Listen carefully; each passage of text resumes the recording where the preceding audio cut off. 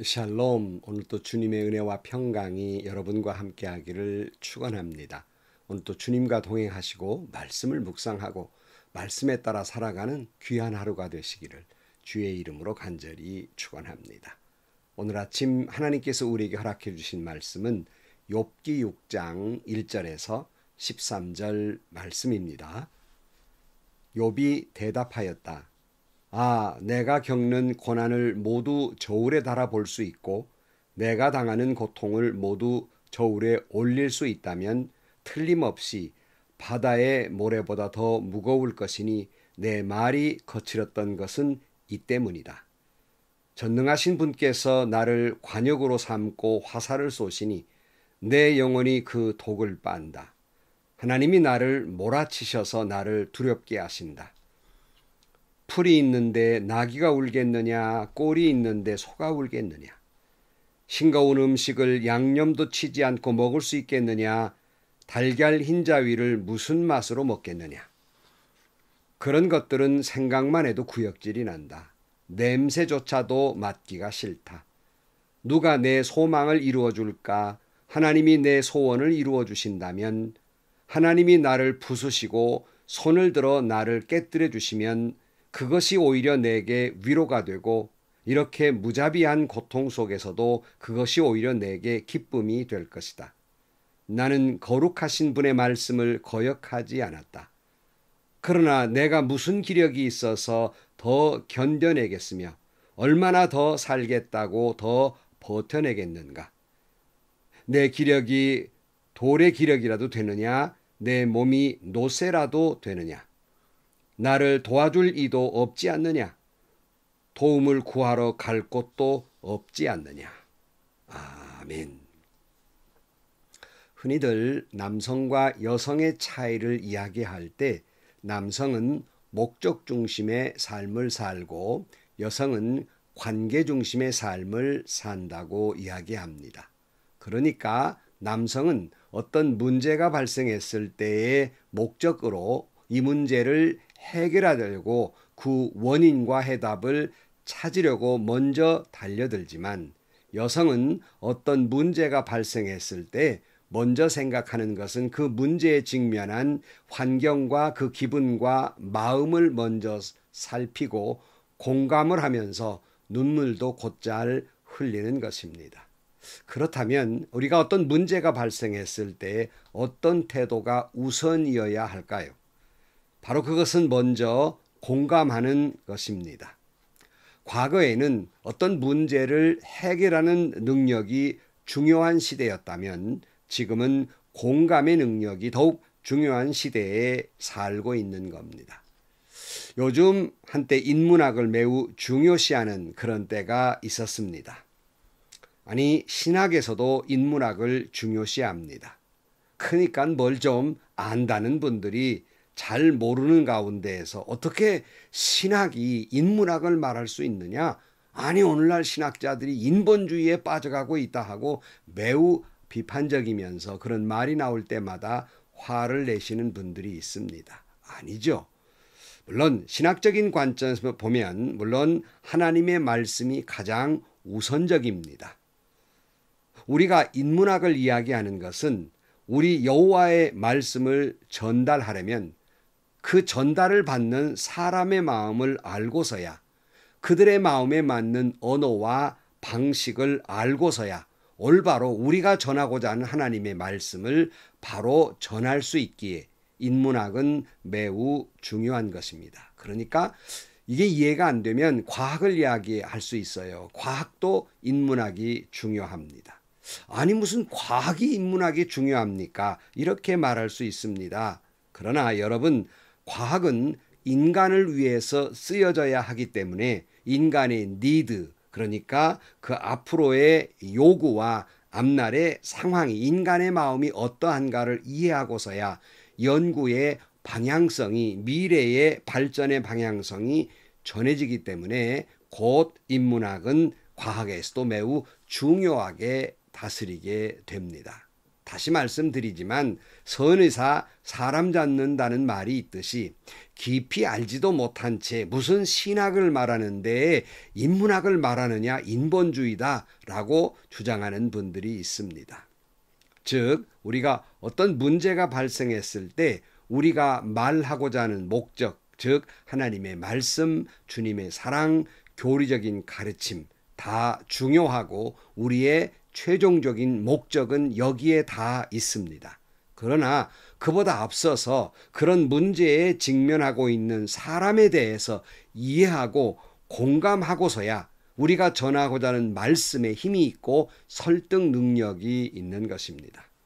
그런데 믿음이 좀 좋다고 하는 분들, 좀 예수 오래 믿었다는 분들, 기도 좀 했다는 분들이 그 사람의 고통에 대해서 이해하려거나 공감하려 들지 못하고 얼마나 힘드냐, 그래 아프지 라고 말하기 전에 믿는 사람이 뭐 그 정도도 참지 못하느냐, 기도하면 되지 않겠느냐, 이걸 못 참고 그래 시험 드느냐, 당신 믿음 어디 갔느냐 하고 핀잔을 쏟아냅니다.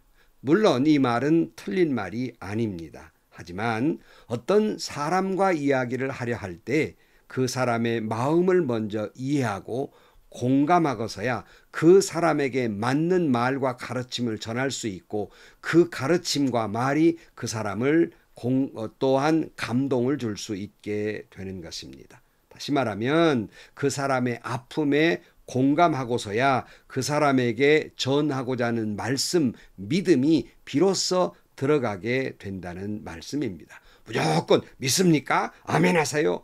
그런 것으로는 감동과 변화를 줄 수 없는 것입니다. 힘들지 하지만 믿음으로 이겨내야 돼. 아프지 그러니까 우리 같이 기도하자 하는 공감이 우선이고 그 다음 믿음과 기도가 다음에 따라온다는 말씀입니다.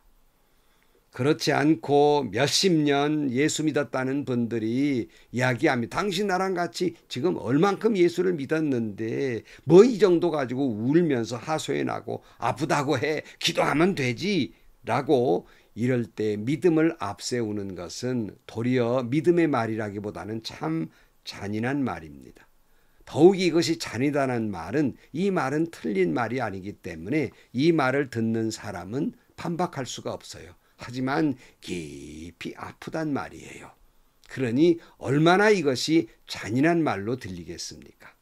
바로 오늘 고난받은 욥의 세 친구들의 태도가 그러하다는 거예요. 오늘 본문 엘리바스의 태도가 그러다는 겁니다. 아니 여러분, 재산 잃고 자식 잃고 건강 잃었습니다. 아내로부터 비웃음마저 샀습니다. 얼마나 고통스럽겠습니까? 차라리 욥의 아내처럼 네가 믿는 하나님 욕이나 하고 죽어라 이런 말이 덜 아프겠어요. 위로를 기대했던 이 세 친구, 이 세 친구들도 욥을 보니까 그 처지가 얼마나 처참한지 처음에는 욥을 알아보지 못했습니다. 그리고는 할 말을 잃고 이랫동안이나 같이 앉아 있을 수밖에 없었어요. 자, 이제 드디어 엘리바스가 입을 열었습니다. 우리가 이미 앞에 살펴보았습니다마는 엘리바스의 말이 무엇이었습니까? 위로하는 말, 공감하는 말이었습니까? 아니었습니다. 엘리바스의 말은 내가 인생을 살아온 경험적으로나 하나님이 내게 주신 계시를 보니까 너 분명히 우리가 모르는 하나님 앞에 죄 지은 것이 있지. 모든 원인 없는 것이 없는데 분명히 네가 우리가 모르는 하나님 앞에 죄 지은 것이 있는 까닭이 아니냐. 그러니까 너 잔소리 말고 뭐 죽는 애 사내 하지 말고 하나님이 하시는 심판 달게 받고 그리고 회개하고 그리고 복 받아라 이런 말입니다. 위로하는 공감자의 위치가 아니라 먼저 원인을 살펴보겠다는 관찰자의 위치에서 해답을 끌어내려 하고 있다는 것입니다. 그러니 욥의 마음이 그렇지 않아도 아픈데 얼마나 기가 막히고 아프겠습니까? 위로해 줄 알았던 친구마저도 위로보다는 비난의 말을 쏟아놓고 있지 않습니까? 여러분 같으시면 재산 잃고 또 자식 다 잃어버리고 건강마저 잃어버린 사람 앞에서 신방을 가서 한다는 말이 위로의 말보다는 아무래도 집사님 이런 일 당한 거 보니까 뭔가 죄가 있기 때문 아닙니까? 잘 생각해 보세요. 그리고 회개하세요. 너 지금 벌 받고 있는 거 아닙니까? 이 벌 달게 받고 회개하고 욥이 그랬지 않습니까? 나중에 배나 더 복을 받았으니까 나중에 복 받으세요. 이런 말 여러분 아무리 믿음이 좋고 아무리 기도했다는 사람이라도 이에 아멘이 되겠습니까? 저는 덜 떨어진 목사라 그런지 그 말에 아멘할 수 없습니다. 틀린 말이어서가 아니라 맞는 말이지만 이 상황에 할 소리가 아니라는 겁니다. 시의 적절한 말이 아니라는 거예요. 도리어 상처를 위로하기는커녕 상처에 소금을 뿌린 게 결과가 되고 만다는 거예요. 정말 가슴 아픈 것은 오늘날 많은 교회들이 신방하는 목회자들이나 성도들이 이런 고통받는 가정에 찾아가서 이런 잔인한 말을 쉽게 하더라는 거예요. 무엇보다 먼저 우리가 해야 할 것은 아프지 슬프지 내가 집사님 같았으면 못 견딜 것 같아 이렇게 해야 하지 않습니까? 혹시 그가 하나님을 원망했다 할지라도 오히려 그럴 수 있느냐고 화를 내기보다는 이거는 믿음 없는 짓이라고 핀잔하기보다는 나 같아도 그럴 것 같아. 아니 나 같았으면 더 그럴 것 같았어. 당신하고 똑같이 이런 일 당하면 나는 더 그럴 것 같아. 한 다음에 그래도 우리 어떻게 해야겠어? 하나님 바라봐야 되지 않겠어? 하나님이 이런 일에 극복하고 승리하라고 우리에게 믿음 주신 일이 아니겠어? 같이 기도해야 되지. 이렇게 위로해야 하지 않겠느냐 하는 거예요. 그러니까 위로와 공감이 먼저고 그 다음 믿음과 기도가 있어야 한다는 말씀입니다. 그러나 엘리바스나 흔한 많은 사람들이 저지르는 믿음 좋다는 기도한다는 사람들, 신방 같다는 사람들이 저지르는 잘못 가운데 하나는 오히려 가슴을 후벼 파는 잔인한 소리를 하기 쉽상이라는 거예요. 오늘 욥의 말입니다. 1절 이하에 욥이 대답하였다. 내가 겪는 고난을 모두 저울에 달아볼 수 있고 내가 당하는 고통을 모두 저울에 올릴 수 있다면 틀림없이 바다의 모래보다 더 무거울 것이니 내 말이 거칠어졌던 것이 이 때문이다 그랬어요. 여러분 얼마나 욥이 그 고통이 아픈지 그 아픔의 무게를 잴 수 있다면 바다의 모래보다 더 무거웠을 것이다. 그러니 내가 너무 고통스러워서 내가 좀 거칠은 말을 했으니 좀 이해를 해달라는 호소를 하고 있습니다. 여러분 누가 혹시라도 믿음 없는 소리를 했습니까? 거칠은 소리를 했습니까? 믿는 사람이 그런 소리를 하냐고 핀잔하기 전에 얼마나 아프면 저런 소리를 했을까 하는 공감과 이해와 위로가 먼저라는 것입니다. 저는 결코 이 믿음 없는 소리가 옳다는 말이 아닙니다. 그의 믿음 없는 소리를 바로 세우기 전에 먼저는 그 마음의 아픔과 고통을 공감하라는 강조의 말이라는 것입니다. 4절 이하에 보면 전능하신 분께서 나를 관역으로 삼고 화살을 쏘시니 내 영혼이 그 독을 빤다. 하나님이 나를 몰아치셔서 나를 두렵게 하신다. 풀이 있는데 나귀가 울겠느냐 꼴이 있는데 소가 울겠느냐. 욥이 이렇게 느낀다는 것이에요. 내가 아무리 생각해도 완벽한 의인은 아니지만 내가 이런 일을 당할 만큼의 죄가 있는 것 같지 않은데 하나님이 나를 화살 쏘듯 내 폐부를 찌르고 아프게 하고 독을 빨게 하니 죽을 것 같고 아니 그래 숨 돌릴 틈도 없이 이렇게 거퍼거퍼 몰아치니 오죽 아프고 오죽 죽을 것 같으면 내가 이런 소리를 하겠느냐. 엘리바스 너 말했잖냐. 원인 없는 것은 없다고 너 금방 말했는데 내가 좀 이런 소리를 한다고 이해할 수는 없겠냐. 좀 나를 위로해 줄 수는 없겠냐. 내 마음 좀 알아주고 동감할 수는 없겠냐 하는 소리예요. 내가 얼마나 아프면 이런 소리를 했겠냐 그런 말입니다. 아니 여물이 있는데 왜 나귀와 소가 울겠냐. 나도 그만큼 아프기 때문에 울고 있는 것이 아니겠느냐 하는 공감을 호소하고 있습니다. 8절 말씀 누가 내 소망을 이루어 줄까? 하나님이 내 소원을 이루어 주신다면, 하나님이 나를 부수시고 손을 들어 나를 깨뜨려 주시면 그것이 오히려 내게 위로가 되고, 이렇게 무자비한 고통 속에서도 그것이 오히려 내게 기쁨이 될 것이다. 나는 거룩하신 분의 말씀을 거역하지 않았다. 무슨 말이에요? 나는 하나님의 말씀을 거역하지 않았으니 이제라도 하나님 내 소원을 들어주셔서 나를 죽여주신다면 도리어 내가 위로가 되겠고, 나를 죽여주신다면 이 고통 속에서 도리어 내가 기쁨이 될 것이다. 여러분, 이 표현이 비난할 말 아니잖아요. 얼마나 절절한 아픔입니까? 가끔 이 기가 막힌 어려움 속에서 제게 토로하는 성도 가운데 이런 말을 해요. 목사님, 내가 너무너무 힘들어서 잠들 때면 내가 내일 아침 눈 뜨지 않았으면 좋겠다, 그러고 잠이 듭니다. 그 아픔이 절절히 제 가슴에 오고 눈물이 나고 정말로 그 아픔이 제 가슴 속에 전해오는 것을 느끼게 됩니다. 오죽하면 그런 소리를 했겠어요. 11절, 그러나 내게 무슨 기력이 있어서 더 견뎌내겠으며 얼마나 더 살겠다고 더 버텨내겠는가? 내 기력이 돌의 기력이라도 되느냐? 내 몸이 노쇠라도 되느냐? 나를 도와줄 이도 없지 않느냐? 도움을 구하러 갈 곳도 없지 않느냐? 욥의 말이에요. 아무도 나를 위로해 줄 사람 없고 공감해 줄 이 없고 도움 구할 곳도 없고, 아니 내가 돌이 아니고 내가 쇠가 아닌데 어찌 이걸 견뎌낼 수 있겠느냐 하는 거예요. 욥의 절절한 심정이 전해 옵니까? 어떻게 이런 사람에게 뭔가 죄를 지었으니 심판 달게 받고 회개하라는 말이 나옵니까? 그러고 복받으라는 말이 나옵니까? 어떻게 이렇게 잔인하고 비정한 소리를 할 수 있습니까? 그게 신앙입니까? 그것이 정말 예수님이 기뻐하는 말입니까? 주님의 마음입니까? 위로한다는 미명 안에 찾아가서 믿음이라는 무기로 도리어 상처를 입힌다면, 그 사람의 마음을 갈기갈기 찢어 놓는다면 이것이 주님이 정말 기뻐할 만한 일입니까? 우리 하나님은, 우리 주님은 그런 분이 아닙니다. 혹시 이런 아픔 가운데 고난도 아프지만 내 곁에 누군가가 그 고난보다 아프게 하는 분은 없지 않습니까? 바울은 이렇게 말합니다. 로마서 8장 26절 말씀에 이와 같이 성령께서도 우리의 약함을 도와주십니다.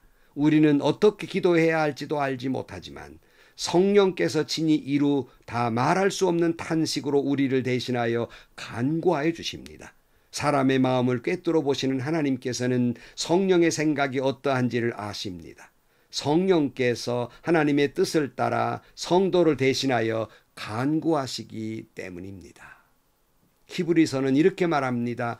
히브리 4장 14절 말씀. 그러나 우리에게는 하늘에 올라가신 위대한 대제사장이신 하나님의 아들 예수가 계십니다. 그러므로 우리의 신앙 고백을 굳게 지킵시다.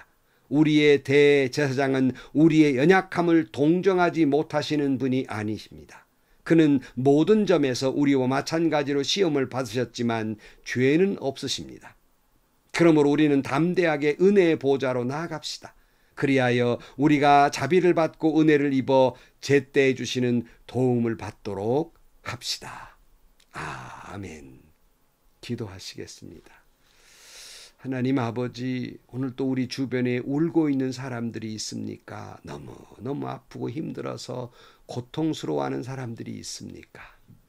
그들을 믿음이라는 미명 아래 믿음이 없는 탓이라고 그들을 힐난하기 전에 그들의 그 아픔에 공감하는 마음을 주시고 예수님의 마음을 닮아 그들을 위로하게 하시고, 이 시간도 누군가가 이런 고통 가운데 있거든 주님 위로하여 주옵소서, 그의 마음을 어루만져 주옵소서. 예수님의 이름으로 기도하옵나이다. 아멘. 여러분, 혹 우리 주변에 욥과 같은 고통받는 사람들이 있습니까? 믿음과 기도를 이야기하기 전에 그 아픔에 공감하십시오.